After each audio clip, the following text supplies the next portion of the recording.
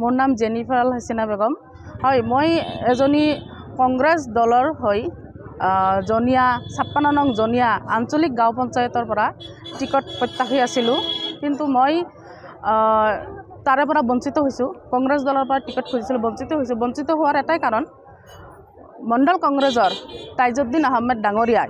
মোৰ পৰা পইচা খুজিছিলে এট ফাৰ্ষ্ট তেখেতে মানুহ পঠাই দিয়ে মোৰ ওচৰত মোৰ পৰা 3 লাখ টকা খুজিলে তাৰপিছত সেইটো দাম বাঢ়ি গৈ 5 লাখ মান হ'ল কিন্তু মই ক'লো মই যদি পইচা দি এটা টিকট যদি মই 5 লাখ টকা দি লওঁ মই ৰাইজৰ হৈ কি কৰিম মই ইলেকশ্যন কেনেকৈ চলাম তাৰপিছত মই বাদ দিলোঁ সেই টিকট এজন AIUDFৰ দল কৰা কৰ্মীক সেই টিকট 5 লাখৰ পৰা 6 লাখৰ বিনিময়ত সেই টিকটটো প্ৰদান কৰিছে ইণ্ডিপেণ্ডেণ্ট নিৰ্দলীয় হৈ মই নমিনেশ্যন দি থৈ আহোঁ আৰু মই কৈছোঁ যদি মই যোগ্য হওঁ কংগ্ৰেছ দলে মোক আকৌ একচেপ্ট কৰিব মই গুৱাহাটী ইউনিভাৰ্চিটিৰ পৰা BCA কৰিছোঁ বেচেলৰ অফ কম্পিউটাৰ এপ্লিকেশ্যন মই ফখৰুদ্দিন আলী আহমেদ কলেজৰ পৰা এডুকেশ্যন লৈ BA কৰিছোঁ মই হিন্দীত বিচাৰত কৰিছোঁ মই হিন্দীত প্ৰবীণ কৰিছোঁ এতিয়া ৰাইজে যদি খোজে যে মই যোগ্য হয় সাপোৰ্ট কৰে যদি ৰাজ্য যদি যোগ্য বলে ভাবে মোক জিকাব কংগ্ৰেস দলৰ পৰা দালাল ওলাইছে কাৰণে যিবিলাক যোগ্য প্ৰাৰ্থী আছে সবে বঞ্চিত হৈছে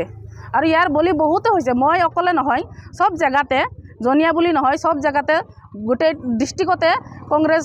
এদিনা নাইকিয়া হ'ব এই দালালৰ কাৰণে মই পাৰ্টিক বেয়া পোৱা নাই কিন্তু তাৰে ভিতৰত কেইটামান দালাল সোমাইছে আৰু এই দালাল মুক্ত কৰিব লাগিব মোৰ আটাইতকৈ বেয়া লাগিছে চাওক যিজন ডিস্ট্ৰিক্টৰ সভাপতি হয় কংগ্ৰেছৰ সেই মানুহজনে আক্ষেপেৰে মোক কৈছিল চাওক মই কি কৰিম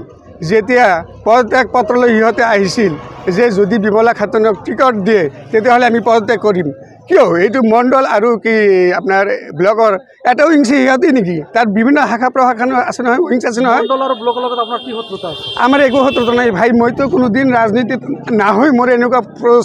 প্ৰৱেশ আছিল কাৰণ মোৰ মাত্ৰ মানুহজনীৰ কাৰণে আহিছোঁ কাৰণ মই লেতেৰা ৰাজনীতি দাদা মই পচন্দ নকৰোঁ মই সকলোকে কওঁ মোৰ এটাই অনুৰোধ কাৰণ ভাৰতবৰ্ষখনক যদি আজিলৈকে জীয়াই ৰাখিছে অকল কংগ্ৰেছৰ যিটো সেকুলাৰিজম নীতি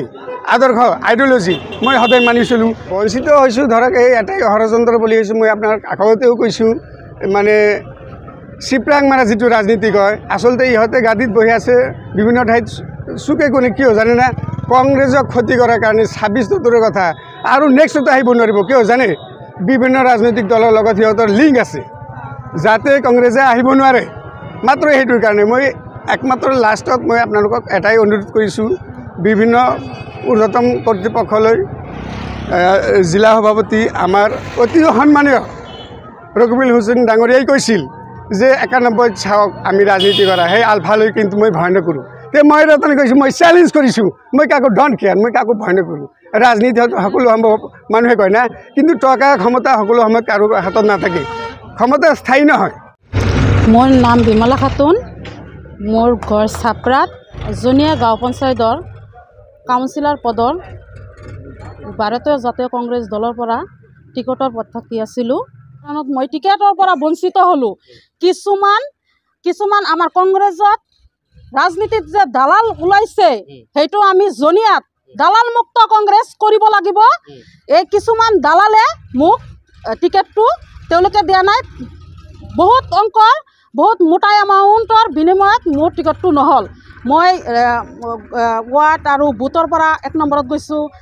মণ্ডলৰ পৰা গৈছোঁ ব্লকৰ পৰা গৈছোঁ যিহেতু মই সাংসদ ডাঙৰীয়াই মোক টিকেট সিলেকশ্যন কৰি গৈছিল সকলোৱে জানে বৰপেটা গাৰ্লছ কলেজ কিন্তু অসমীয়া কলেজ সেইটো কলেজতো মই জিএছ আছিলোঁ তাৰপিছত মই পিছৰবাৰ মেগাজিন ছেক্ৰেটাৰী আছোঁ মোৰ যদি কিবা যোগ্যতাই নাথাকে মই কি ইমান ডাঙৰ কলেজত জিএছ